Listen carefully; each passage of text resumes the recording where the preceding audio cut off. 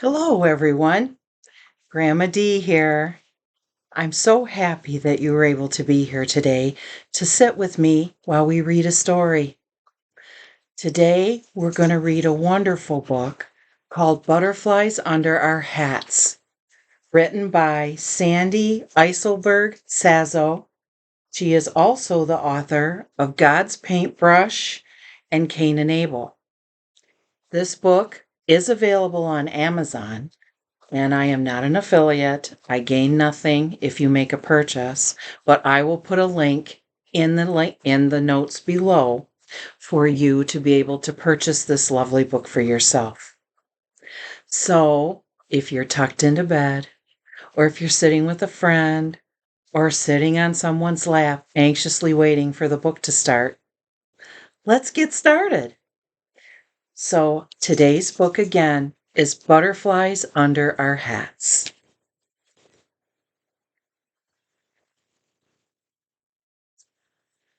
Once there was a town called Chen, where there was no luck. If something could go wrong, it did. The roofs of the houses always leaked. The sidewalks were cracked.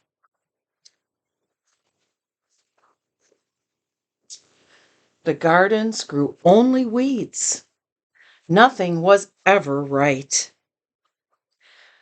Some people said, luck comes and goes. But in Chem's case, it never came. It only went. Others said, there is no such thing as luck. The people of Chem were certain that luck was real.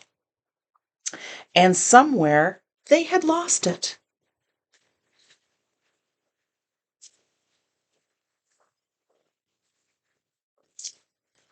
They looked everywhere. In beds, and in the basement, in paint pockets, and in pickle barrels, in water wells, and wicker baskets. But, as luck would have it, they never found it.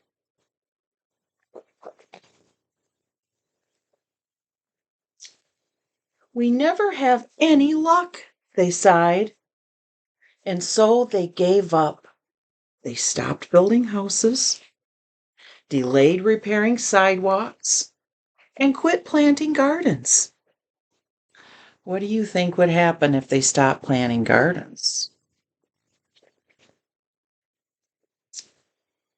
Then one day, a strange and beautiful woman came to town. No one had ever seen her before. She wore a large purple felt hat over her red hair and a long green dress that matched her eyes. She told the people of Chem that there was something better than luck. Better than luck? The people weren't sure they believed her, but they listened anyway. Having lost their luck, what else could they have to lose? Tomorrow at daybreak, the strange woman with the purple hat and green eyes informed the town. Butterflies of hope are going to fly into the town square. If you can manage to cover the butterflies with your hats, you will have hope. And hope is better than luck. Some of the townspeople thought the woman was crazy. Nothing was better than luck. But others, they weren't so sure. The next morning, just as the sun began to rise, the people of Chem, who couldn't find any luck, went into the town square to look for hope. Look at the butterflies. Here they come. Just as the red-haired, green-eyed woman had said, clouds of colorful butterflies appeared, They landed on the ground. But for a few moments, they just sat there. Their wings fluttered softly. The people were very quiet.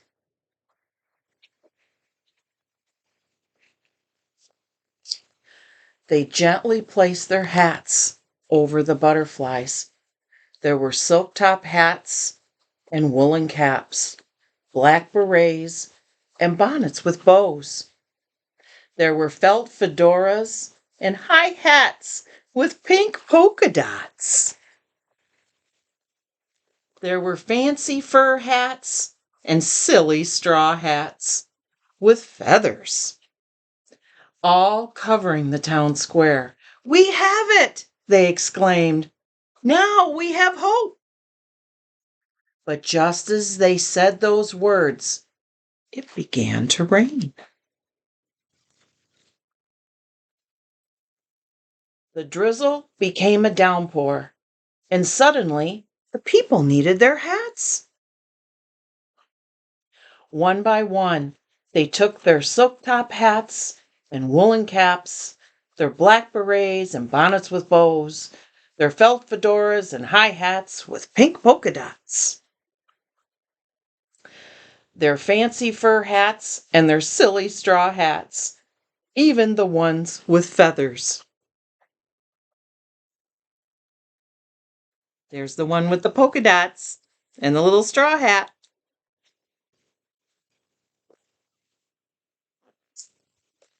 One by one, the butterflies, they disappeared. Those lovely, that's a monarch, in case you didn't know.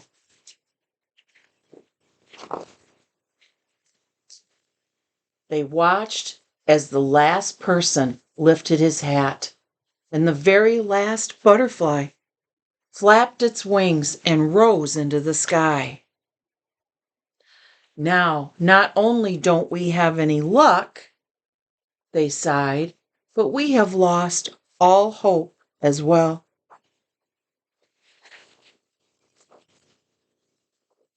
At that very moment, the red-haired, green-eyed woman appeared once again.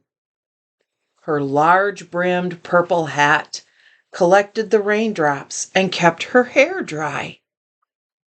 "Look under your hats," she whispered. The people were puzzled. They had seen the butterflies vanish into the clouds. They were certain that there was nothing under their hats, nothing under their black berets and bonnets with bows. The butterflies were gone, and with them, their hope.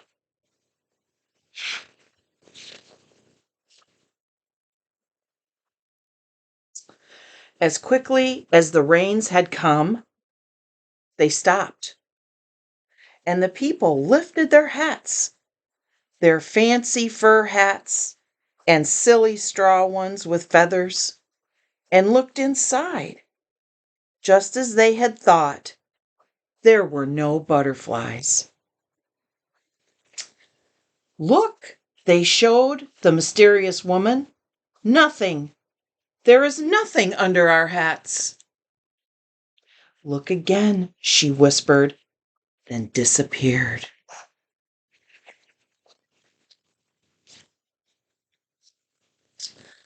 The people looked under their hats, under their felt fedoras and high hats with polka dots. They could hardly believe it. The butterflies had gone, but they had left a trace of something, a fine, faint powder. They saw it, the trace of the vanished butterflies. And that was all they needed, hope.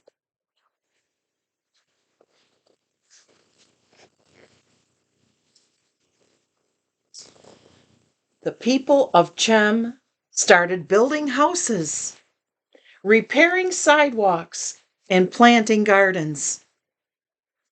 Sometimes their roofs still leaked and their sidewalks still cracked. but not always. Their gardens grew weeds, but also flowers. And with the flowers, the butterflies will return.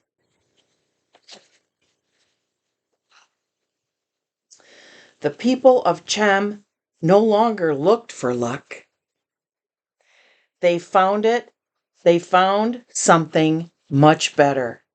And it was there all along, right under their hats. What a lovely book. I hope that you enjoyed reading Butterflies Under Their Hats with me today. Now, once again, I will let you know that this book is available on Amazon. And if you enjoyed it today, you can have one for yourself. So I hope you'll come back again with me and we'll read more stories of all kinds. And you can have them at night when you're in bed before you go to sleep, or in the afternoon when you come home from school and you want to sit quietly and have someone read to you.